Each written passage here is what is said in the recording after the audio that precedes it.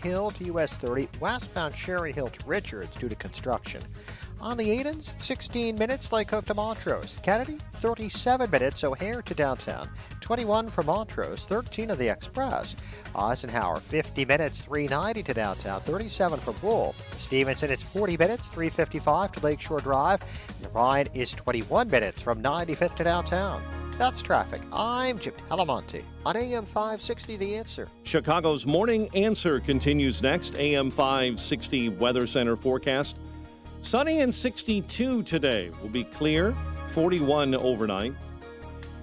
49 degrees officially at O'Hare. Next news at 9. And Chicago's Morning Answer with Dan and Amy continues next on AM 560 The Answer. From the Matrix Home Solutions studios, this is Chicago's Morning Answer on AM 560, The Answer. Listen to AM 560 The Answer online at 560theanswer.com, on the AM 560 mobile app, on your Alexa-powered smart speaker, and on TuneIn, iHeart, and on Odyssey. Only the biggest stories, only the biggest guests, and only the biggest opinions. This is AM 560 The Answer. Top of the morning, Dan and Amy. If you're the head of the Centers for Control and you lose Senator Susan Collins, you're in a bad way. And that's what Dr. Rochelle Walensky was in yesterday on the Hill amid this barrage from the normally genteel, deferential Susan Collins. So here we have unnecessary barriers to reopening schools, exaggerating the risks of outdoor transmission, and unworkable restrictions on summer camps. Why does this matter? It matters because it undermines public confidence in your recommendations, in the recommendations that do make sense, in the recommendations that Americans should be following. I'd like you to respond to why the CDC is not following the standard procedures, why it's having offline secret negotiations with one stakeholder that was revealed only through reporting and a FOIA request, why it is exaggerating outdoor transmission. We know that masks make a big difference indoors. They don't outdoors. Thank you for that question. Maybe if I could take each of your examples one by one. First, the school guidance. As a matter of practice, the CDC engages with stakeholders, with consumers who take our guidance, who use our guidance before it is finalized, so we can understand whether it addresses their needs. Just can't from Walensky. But I would say that the state of affairs is a little bit worse for the Centers for Control than Susan Collins described it as people losing confidence in your guidelines. I think at least for half the country, we're well past losing confidence. We're at the point now where it's criminal, don't you think? Well, we're at the point now, in my view, where when they promulgate guidelines, I treat them like a punchline. They're a joke, like those summer camp guidelines that Susan Collins referenced. It's not undermining confidence. It's outright dismissal. For more on all this, we're pleased to be joined by John Gabriel, editor-in-chief at Ricochet.com, contributor to azcentral.com as well. John, thanks for joining us. Appreciate it. Thanks for having me here. Your neighbors in Arizona, they hanging on every guideline that is put forward by the CDC these days? No, it's kind of odd to hear the recommendations because, much like Florida, we've been pretty much open the whole time, never had a mask mandate and so forth. And I feel like I'm reading news from March of last year. It's like, I'm not sure. It reminds me of when we didn't exactly know what this virus was. And, okay, let's be overly cautious and make sure that we're avoiding people as much as possible to bend the curve for 2 weeks, as we were promised at the time. And now it's just so out of touch. It doesn't make any sense at all. Anything the CDC says, kind of like you both agree, everybody just rolls their eyes and goes about their lives. It's like we're living in two different Americas, though. If you're in Utah or Florida, the mask mandates are off. They don't even have to wear them at school anymore. But yet here in Chicago and New York and California, I mean, we're still in it. And I don't see an exit ramp anytime soon. But how do you think the CDC will ever get their reputation back? Because I'm pretty much through with them. It is going to be very tough for them to do it because it just seems like they really enjoy their, guest spots on CNN and MSNBC and being on the cover of Time and things like that. They care about that and not about getting this country back to work or even the virus for that matter. It's CDC is going the way of the FBI and the CIA, at least to half the country, maybe more, for perhaps some different reasons. But where do you see, when you have that sort of institutional legitimacy evaporate among a wide swath of the population, where does that take our country, generally speaking? Doesn't it just lead to more of a crack up than we're already having in terms of what sort of Amy was referencing, free states and not so free states? I really think it does. Just the lack of faith in institutions. Gallup always polls once a year about Americans' faith in institutions, and anything involving big government, especially D.C., just drops and drops and drops year after year. And this is a prime example why. It just seems like they've ignored the limited number of things that they're supposed to be involved with, and they're so distracted by trying to bring about some kind of utopia on Earth that they can't even get the little things right. One of the basic functions of government is dealing with something like this, like back in the Spanish flu days 100 years ago, is dealing with these major pandemics that cross state lines, that cross national lines, and hey, let's have a unified response. But the agency, like so many others, have been so politicized. People have great problems even trusting them, and they just try to find out the answers for themselves. And that's why you'll have some people go into more bizarre conspiracy theories, but other people just trying to figure it out on their own, like all of us have had to do. It's like, this just doesn't make sense. Let me read up on what they're doing in other countries, and maybe I can find out what the latest science says about this stuff, because it's very difficult to trust what's coming out of D.C., which is very alarming when it comes to something as serious as a pandemic.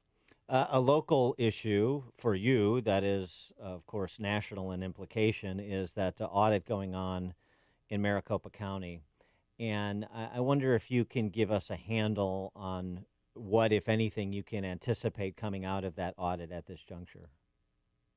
Yeah, well, some of the people who have actually started, who had actually voted for and called for this audit, are starting to get second thoughts about it, because it seems like the people in charge on the ground there are kind of following rabbit trails and not really allowing as much press access or just observer access as a lot of people would like.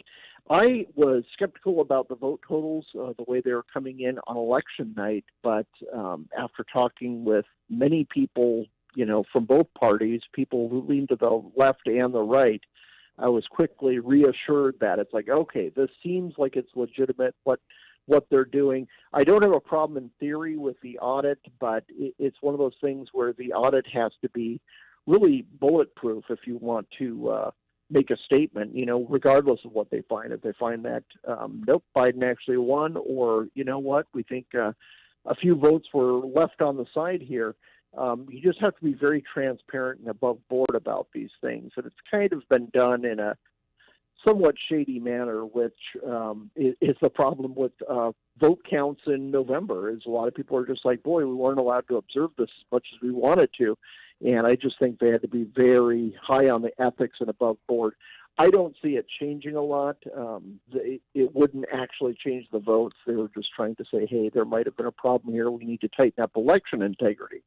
But I don't see a lot changing from it. They're going very, very slowly, far slower than the original vote count. That's another thing that's concerning. One good thing is the governor just signed legislation that passed the House and Senate, and legislation for election integrity, which for some reason Joe Biden hasn't called Jim Crow quite yet. So that's a positive. I think everything these days that one Democrat doesn't like is called Jim Crow all of a sudden. but it's just common sense, rational security of our elections. Things and like, both parties should be endorsing that. Things like not allowing people to come back and quote unquote cure their ballot after the fact. Exactly. All these just goofy things, and some of these, which were changes just for 2020 because of coronavirus, there's no reason to continue those. That was a special circumstance, and if that's all the Democrats, when they changed these rules, if all they cared about was election integrity, they should have no problem rolling back these kind of excessive problems that they've had with dropping off ballots and all these kind of odd practices. It was supposed to be a once-in-a-lifetime type solution to address an odd situation of a pandemic, but there's no reason to carry those things forward. I just really hope that nationwide, more and more states pass common sense things like voter ID. There's nothing wrong with it. This is not Jim Crow. This is common sense, because every illegal vote cancels out the vote of a legal voter, and that's unacceptable in a democracy. Let me ask you one other thing about Maricopa County, because it's something I heard and I reported on our show with the appropriate qualifications. But somebody that's pretty close to this that I trust. He's professional. He understands the administration of elections and so forth. Suggested that one of the issues may be the way that adjudication of questionable votes was done. And what he's suggesting, and this was also apparently from talking to some election authorities there, is that one of the things the Dominion system allowed for was batch adjudication, because, you're talking about hundreds of thousands of ballots in Maricopa County, so to do it faster. And it may have been the case, not that anybody was saying just adjudicate them all for Biden or adjudicate them all for Trump, but when you chose to do batch adjudication, it defaulted to a ballot position. And there were a number of ballots, and don't really have a handle on how many, but there were 214,000 overall. This was the number I was told that were adjudicated. And there were a number of those ballots where upon individual inspection, it was more obvious that the vote should have been for Trump than for Biden, but upon batch adjudication, they went for Biden. And there's some subset of that overall universe that could be problematic, and it's painstaking to go through and make those determinations. I just wonder, something like that's a bit technical, and it's not, conspiratorial, but it's a legitimate question of sort of the system, the setup of the system. If you've heard anything like that could potentially come out in this audit and prompt more discussion and perhaps more reforms in terms of the actual hardware and the processes of adjudicating ballots. Yeah, that is the type of question that I really hope the audit does delve into and find out. If nothing else, a sampling of those kind of ballots that were automatically, batch adjudicated.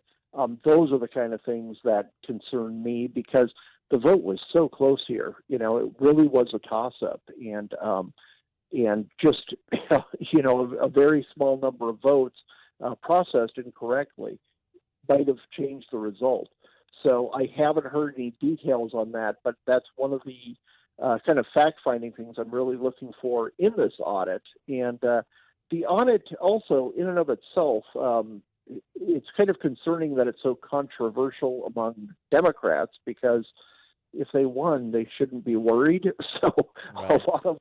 a lot of the complaints about it, I think it will still hold up. That they counted correctly, and Biden won. But the panic among so many local Democrats is rather bizarre to watch, and it shows an insecurity in their position, which shouldn't be there if they think everything was fair and above board. Hey, one other question. This is particularly important to Chicago, because so many Chicagoans flee here for Scottsdale, Maricopa County, right. And Arizona generally. So what's the deal with that dramatic income tax increase that was passed, jumping up I think the top rate to 8% or 8.5% in Arizona? There was some talk that was going to be challenged, because that certainly makes Arizona a less attractive place to be if you make over, I think it was $200,000. Yeah, one thing, it is tied up in the courts. One thing that immediately happened is the Goldwater Institute, a state-based limited government think tank here I actually used to work at many years ago, They have challenged it because they say voters cannot just on the fly approve new taxes. They have an extremely strong case because the state constitution says it needs to go through the state house, not just some voter initiative pulling on heartstrings or whatever. It needs to be the politicians need to be able to weigh in on it, and they were not allowed to in this case.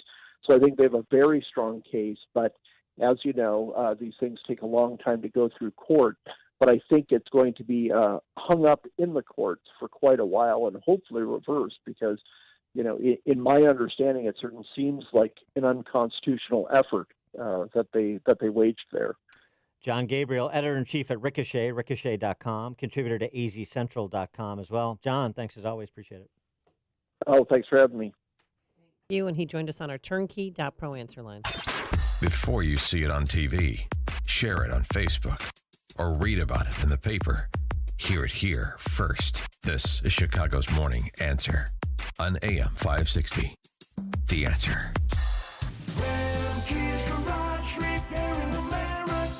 If your business depends on a Sprinter or light-duty diesel, you can't afford to have just anyone care for your major investment and important equipment. From a single vehicle to an entire fleet, depend on the experts at Remke's Garage to fix your Sprinter, Duramax, Cummins, or Power Stroke vehicle. Only go to the experts at Remke's Garage. Remke's doesn't just fix problems, they find solutions. Remke's goal is making sure you never lose a dollar of business. That's why owner Joe Remke will customize a maintenance plan specific to your unique vehicle. Remke's Garage specializes in Sprinter and light-duty diesel vehicles. Their commitment to your business is backed with a complimentary maintenance plan and free 2-year warranty on all parts. They'll pick up, deliver, and offer you a loaner vehicle for free. Go to remkesgarage.com to schedule your free maintenance plan consultation. That's REMKES Garage.com. That's Remke's, spelled REMKES Garage.com.